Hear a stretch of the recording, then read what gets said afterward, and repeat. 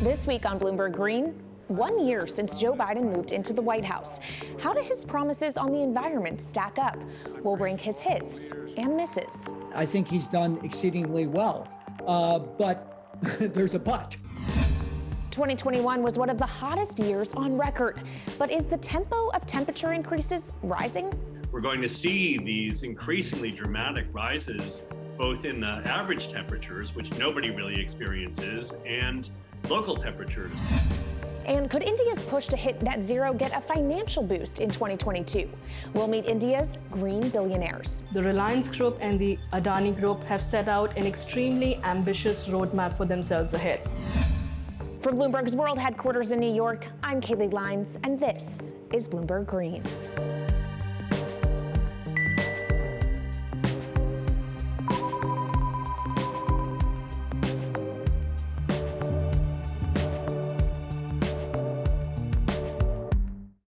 "2021 was a year of change. There was a new president, a new agreement on climate change, and heat records all around the world were broken.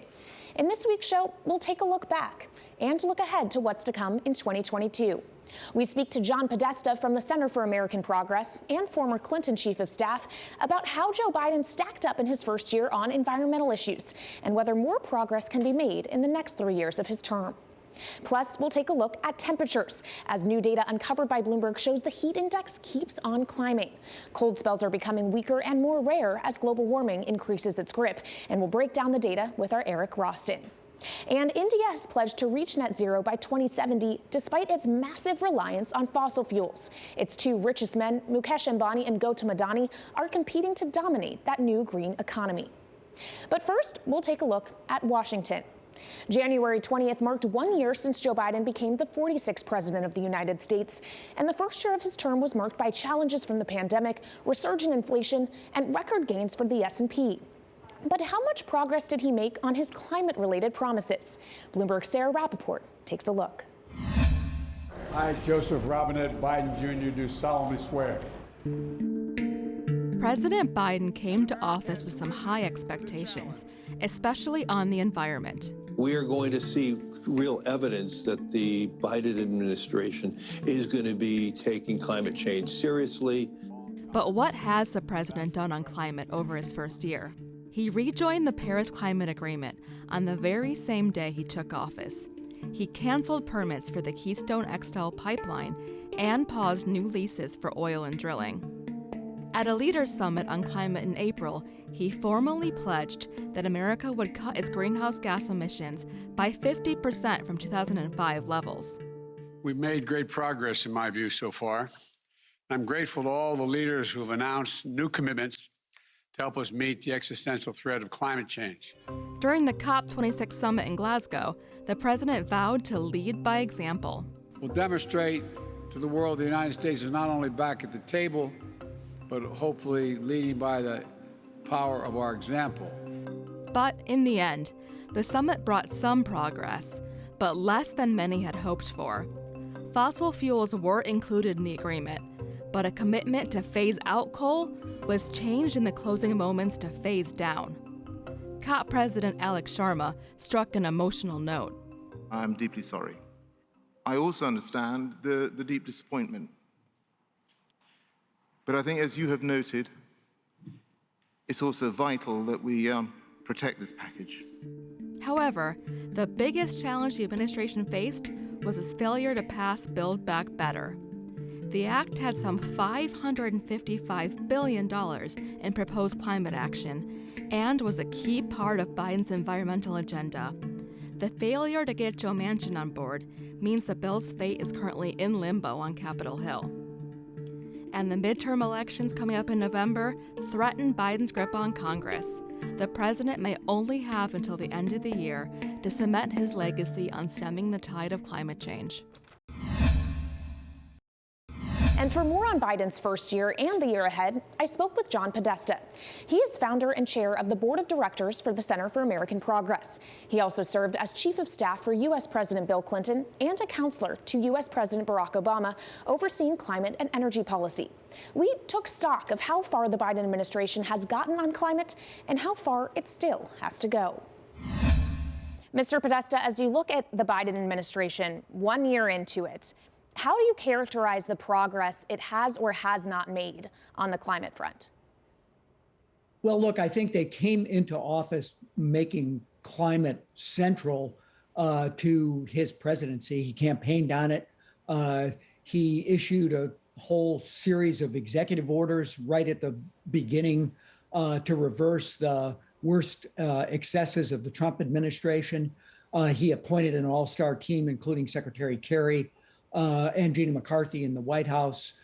He rejoined Paris and reestablished global leadership, followed that up with the summit that took place on Earth Day. And in terms of organizing the government, executive actions by the government, making environmental justice a high priority for his government, I think he's done exceedingly well. But there's a but, and that is that he also proposed very substantial investments to move the country rapidly towards a cleaner future to tackle the climate crisis. And that legislation, as you know, is still pending in the Senate. If Build Back Better is not passed, if that agenda item does not make it through Congress, is that 2030 goal not achievable? I think there's people debate this question, but my view is we cannot hit that 50 to 52% reduction target without the investments that are included in the Build Back Better package. If you think about the consumer credits for electrification of vehicles, the very substantial support to move towards clean and renewable energy that's included in that bill, the support for clean buildings, the reduction of support for fossil fuels. There's just tremendous need for those investments, and I think it would accelerate progress. Finally, Mr. Podesta, President Biden has 3 more years in office. I have kind of a 2-part question for you. A, how optimistic are you on the next 3 years? And B, if the U.S. can't make adequate progress on climate in this administration, will we be too far gone and it's a problem that can't be fixed by a future one? Well, look, I think I'll let you know. The president's announced he's going to give the State of the Union on March 1st. I think that's kind of a deadline for these major climate investments that are pending in Congress. So if he gets those, I think he can make good on his 50 to 52%. I think that will really give momentum.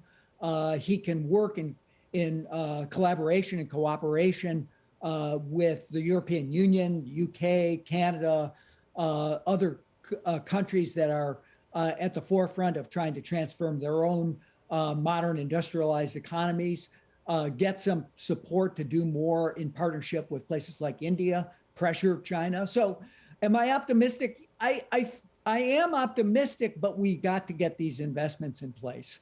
And so a lot is riding on that.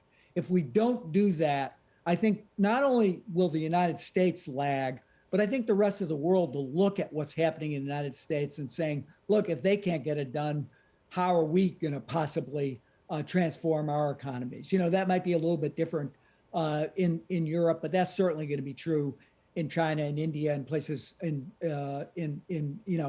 Mexico and other countries. They're going to look at our failure to get Congress to make those substantial investments and say, look, if that's happening in the United States, what about us? And look, if we miss this moment, we're already seeing the disasters across the board. The fires in the West, the stronger storms, the unique tornado patterns that are hitting the Midwest in December. That's happening here in the United States. It's happening all across the globe. And so the question is, how much worse is it going to be? And if we don't essentially get to that place where we're taking as much carbon out of the atmosphere as we're putting into it, then we're going to go from disaster to apocalypse. That was John Podesta, founder of the Center for American Progress. Coming up, we all know the world is heating up, but it's the pace of warming that we should be focusing on. After 2021 rounded out a succession of the 7 hottest years of all time. Our sustainability editor, Eric Roston, will join us next. This is Bloomberg Green.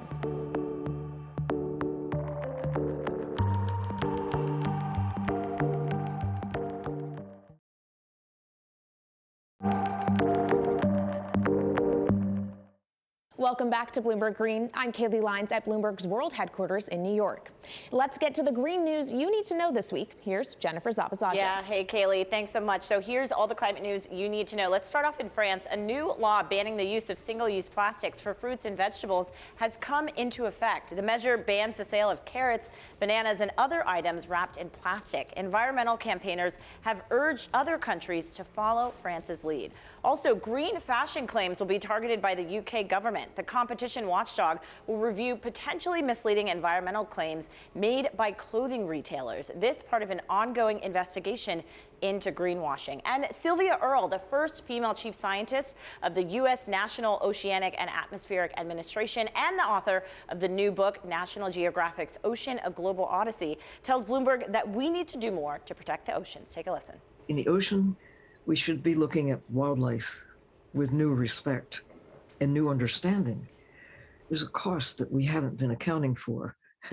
Call it the carbon cost, but it's also almost the ethical, moral responsibility that we have to protect the living systems with all these components, from shrimp to oysters to krill in Antarctica, that make Earth habitable for us as well as the rest of life on Earth. And I'm Jennifer Zabazaja in New York, and that's your green brief. Kaylee? Well, I thought that story about oceans was so interesting because when we think about oceans, we think about plastic in terms of environmental issues, like the single-use ones they're banning in France. But also you have to think about overfishing and rising temperatures as well, because that can trickle down the entire food chain and the entire ecosystem. Absolutely. Rising temperatures, rising sea levels, contributing to all of these confluence of factors that are really complicating the situation for our global environment right now, Kaylee. Yeah, the global environment, not just our oceans. Thank you so much to Jennifer Zabazaja. Now, speaking of rising temperatures, 2022 is likely to continue the trend of them going up. Analysis from NASA shows that last year was the 6th hottest on record, and the World Meteorological Organization predicts that there's a 90% chance that the hottest year ever occurs between now and 2025. Let's dig deeper into the issue of global warming with our sustainability editor, Eric Roston. So Eric, you write that 30 years ago, a NASA scientist warned that 1998 was going to be the hottest year on record. And yet now that doesn't even rank in the top 25. Where do the trends suggest we're going from here? Unfortunately, no place but up. In 1988, when global warming first became a major public issue in the United States, NASA's climate chief, James Hansen, said that year, 1988, was going to be the hottest on record, and it was. And now it's 28th. And that perspective, apply that to the future, and without dramatic changes in our carbon emissions, that's where we're going, unfortunately. So you in particular are concerned not just with warming, but the pace of warming, that it's not just getting warmer, it's getting warmer faster. What can we expect for the years to come? Well, there's one number that really matters, and it's our carbon dioxide emissions, our emissions of methane, and some other industrial gases. And as long as those will go up, we're going to see these increasingly dramatic rises, both in the average temperatures, which nobody really experiences, and local temperatures, our local average temperatures wherever you live, the extreme temperatures wherever you live. And one interesting paper that came out in August was the jumps in extreme temperatures are going to themselves increase. We saw that very dramatically last year in the Pacific Northwest and Canadian Southwest heat wave in June, in August in Europe and around the Mediterranean, just very dramatic leaps in temperature records. And what effect do those really rapidly rising temperatures have on people like you and I? Heat itself can be dangerous. That's the bad news. The good news is no one ever has to die of heat. As long as we have good cooling infrastructure, whether it's air conditioning or other structures that prevent people from heat, physically we can protect ourselves from it. But it also has dramatic knock-on effects on the world around us, on how we grow food, on our transportation infrastructure. Things that we have built are not built for the kinds of weather we're increasingly experiencing. All right, thanks very much to our sustainability editor, Eric Roston. Thank you. Up next, India will be in focus in 2022 as the world looks to the titan of pollution to solidify its net zero targets. But could the country's freshly minted mega rich push it in the right direction? This is Bloomberg Green.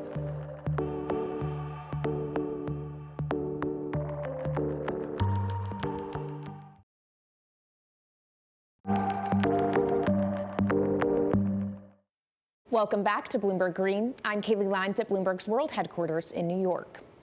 India's role in the climate change battle will be a key concern in 2022, despite a surprise announcement at COP. 2030 तक भारत अपनी By 2030, India will reduce the carbon intensity of its economy by 45%. And fifthly, by 2070, India will achieve the target of net zero emissions. Though it committed to hit net zero by 2070, India pushed back against the UK's ambition to consign coal to history. A key stumbling block was finance. Enter India's two richest men, Gautam Adani and Mukesh Ambani, who have massed fortunes of nearly $200 billion collectively. Could they provide both the impetus and the money to kickstart India's green transition this year?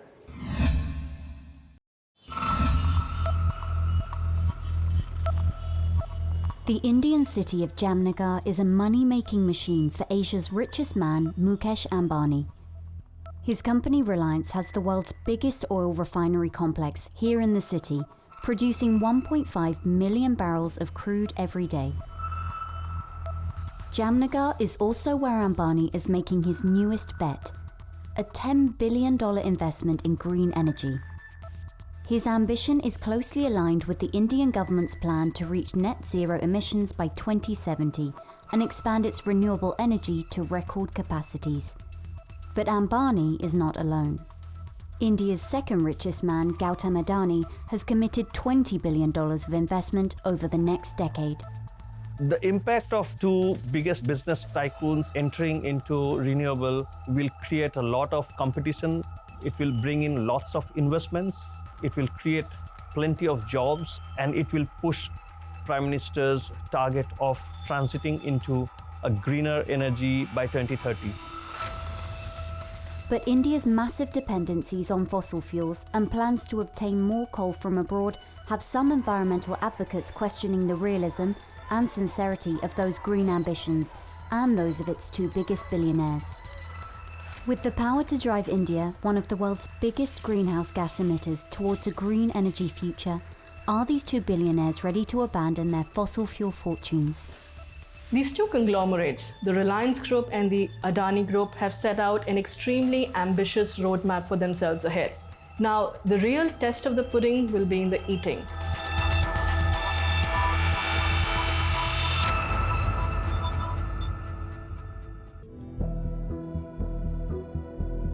Some attribute the success of these billionaires to their relationship with the government. Ambani and Adani have aligned their business strategies with Prime Minister Narendra Modi's goals and made huge fortunes. So Adani, Ambani and Modi, all three of them hail from the western Indian state of Gujarat. Ambani, while he is now Mumbai-based, has a lot of assets like the world's biggest refinery, the twin complex of Jamnagar in Gujarat. And Adani still has their base in Gujarat, and they have power plants and ports and a lot of infrastructure. Since Narendra Modi took charge in 2014, his government has given tremendous impetus on clean energy. India's energy mix is extremely tilted towards fossil fuels. Around 45% comes from coal, around 25% comes from oil. Gas, again a fossil fuel, slightly cleaner fossil fuel, has about 6%. Biomass has a significant portion. And the balance that remains is shared by hydropower, renewable energy, and nuclear power. So these are still very, very small fractions in the overall energy mix today. Businesses that act on the urgent need to limit incremental global warming will secure the largest opportunities over the next several decades. Adani Green Energy is one of the top players in this field. The company's main business is solar energy generation, and it has a portfolio of about 15 gigawatts of renewable energy, 15% of the country's total renewable capacity. That has added almost $20 billion to his net worth. But the billionaire wants more. Adani Green Energy aims to become the world's largest renewable energy company, and Adani said he will invest $20 billion into the sector over the next decade. But his journey to domination might not be easy, as Mukesh Ambani joins the game. The world is entering a new energy era, which is going to be highly disruptive. Ambani says he will invest $10 billion in solar, green hydrogen, batteries and fuel cells in the next 3 years, overlapping with Adani's plan. Both billionaires are also focusing on manufacturing, and making solar panels could be one area in which they compete fiercely. Another battleground could be manufacturing electrolyzers. Electrolyzers are used to split water into hydrogen and oxygen. If the process uses electricity generated by renewable energy, the hydrogen produced is called green hydrogen. No one in India, at least, have started producing green hydrogen so far, but that's going to be the ultimate fuel which everyone would love to have, a green hydrogen where cars, the tailpipes will only emit some little bit of distilled water.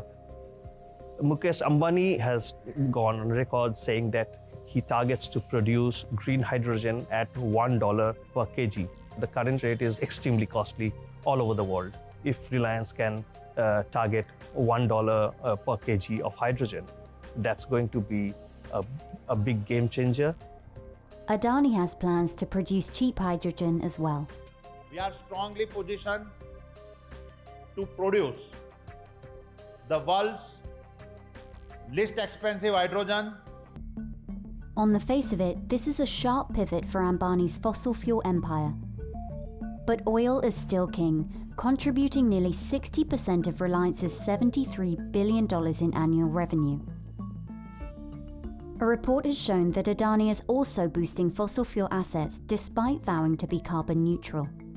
So we found that Adani is looking to roughly double its coal-fired power capacity from 12 to 24 gigawatts through the construction of 4 new coal-fired power stations and the expansion of at least 2 existing plants. But it also has green projects on the anvil. So the real question is that can they ramp up their green projects to the point where they can be carbon neutral? That's the objective. And that's where the real tightrope walk will come. Moving away from fossil fuels is hard not just for Ambani and Adani, but for India as a whole. Modi has committed to reach net zero by 2070, but that's a big task. Nearly 70% of the country's electricity came from coal power plants last year. In the very short term, India's vast population at the lower end may not immediately benefit by the green initiatives announced by the 2 tycoons. The only benefit that we can think of is maybe more jobs coming through these projects, because it'll take time for these projects to come online. It depends on how they're executed and how they perform, how they deliver. Those are the variables that will determine the roadmap for these conglomerates, how successful they are, how they create wealth or destroy it. So from Joe Biden's green agenda to India's billionaires taking the lead on green investment, that's it for this week's edition of Bloomberg Green.